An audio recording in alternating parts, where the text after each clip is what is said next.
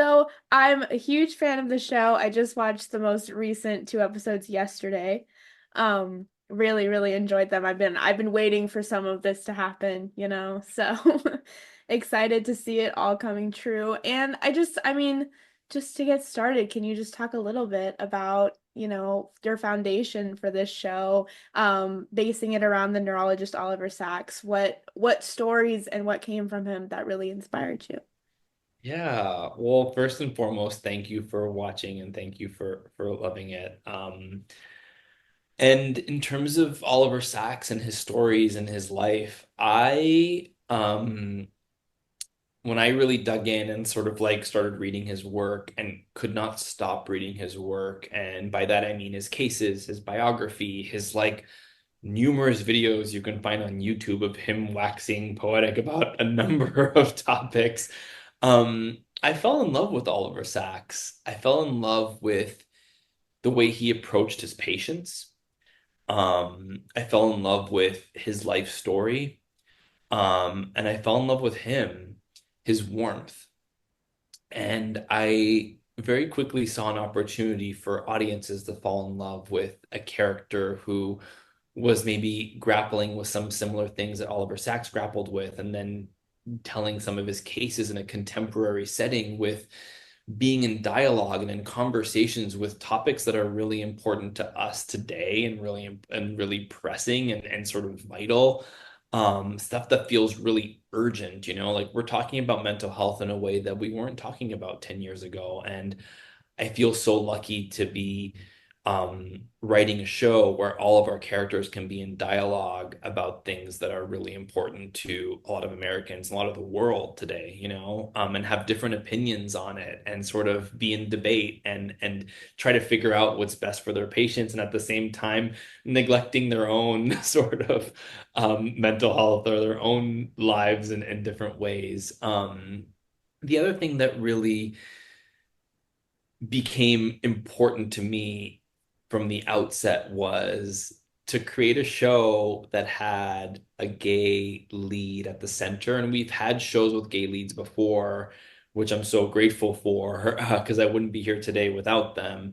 But this felt new and different for me to have a big gay lead at the center of an NBC medical drama felt so exciting. And it felt like the kind of representation I wish I had growing up. Like I watched so many medical dramas, and like imagine if one of the leads of them at the center of it was a gay person. Like that's so cool and so exciting. And like it very quickly became like, I have to do this. I have to get this to air.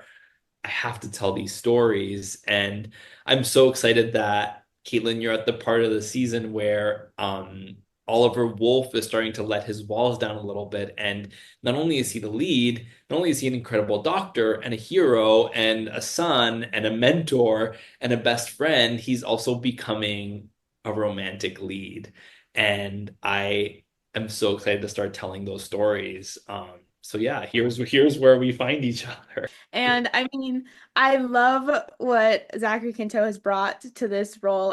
From like the first pilot episode to now, especially like just seeing his growth. But I wanted to ask you, how did you know that you wanted him to be Oliver? And like, what has he really brought to this character just in his own way? Oh my God. Okay, well, I have to say that I was a huge Zachary Quinto fan before I even created this show. And then as I was creating and as I was writing it, I always imagined that Zach would be the lead of it. But Caitlin, in Hollywood, sometimes your dreams don't come true. And that doesn't always happen. But Zach was the first person we sent the script to. And he responded and he said, let's meet.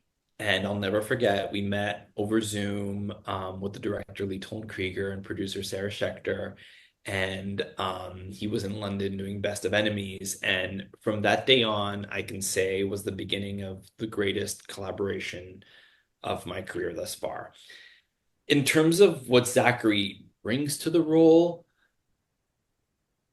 it's almost too much to put into words. He is so excellent. And I remember like from the first table read on, I was like, okay, well, better than I could have ever imagined.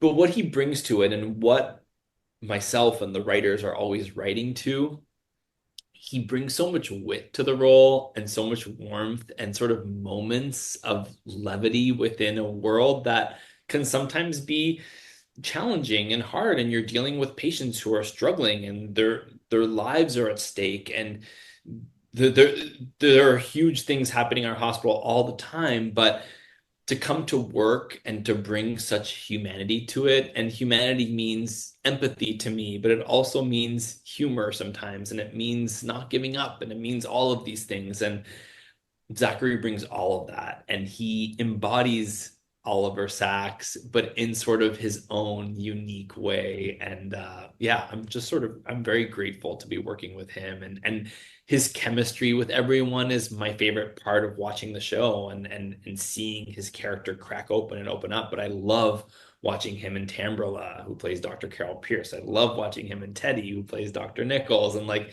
him and the interns, him and his mom. There's so many exciting wells to go to, and I just can't wait to share more with you guys as the season progresses. I love all of the relationships that you brought up, especially just seeing them all as they go through the series. And I have to ask, there's a really special moment in this last episode with Oliver and his mom, and he's talking about his past and like the personal conversation about his upbringing, especially with his sexuality, and just bringing that up and really like trying to heal that. So I wanted to ask, what did that mean to you, and why is that so essential for their characters? Oh, Caitlin. Okay, well, that I know, seems I know. personal to me. Um, at the same time, it's deeply personal to Oliver Sacks, who, when Oliver Sacks came out to his mother when he was very, very young, he was in his there's late teens. His mom said, "You're an abomination. I wish you were never born." That rejection, I think, um, led to a lot of shame and led to how he chose to live his life. When he was celibate for 35 years of his life, he didn't come out until very, very late in life. And because our Dr. Wolf is inspired by Oliver Sacks in his present day, it was really important for him to be out and proud and not in the closet. And that scene between mom and son sort of takes that idea of rejection, but sort of makes it a little bit more present day. And sometimes in not addressing something directly, it can make it feel like it's wrong, or like you're wrong, or like you did something wrong. And I love that Wolf, through dealing with this patient who also her sons perceive that she's doing something wrong, comes to this place where he can confront her about something that happened a very, very long time ago. So I think something that, like I said, is personal to me and was very personal to Oliver Sacks and what he dealt with early on in his life, that shaped most of his life, I think is very personal to a lot of people in the queer community and even outside the queer community, where you are not accepted for one reason or another and you feel like you are other. And I think there's a real moment of healing where Wolf maybe blamed his mom for a lot of those feelings he had, but we also get to hear her point of view on it, which I think is really interesting. She was a doctor in the 90s, and what did that mean for her? And what was fear based from her, and what was her trying to protect her son came off as a form of rejection. So it's one of my favorite scenes of the season, and I think it explores a lot of things that Oliver Sacks went through, but also what I think a lot of people go through. I agree. It's my favorite scene so far too. And that's saying a lot because there's so much to see. There's so many sweet romance scenes, and I wish we could talk about all of it so much more, but I think I'm out of time. But I just want to say thank you, and thank you for supporting the show. I really appreciate it. It's nice yeah, to meet.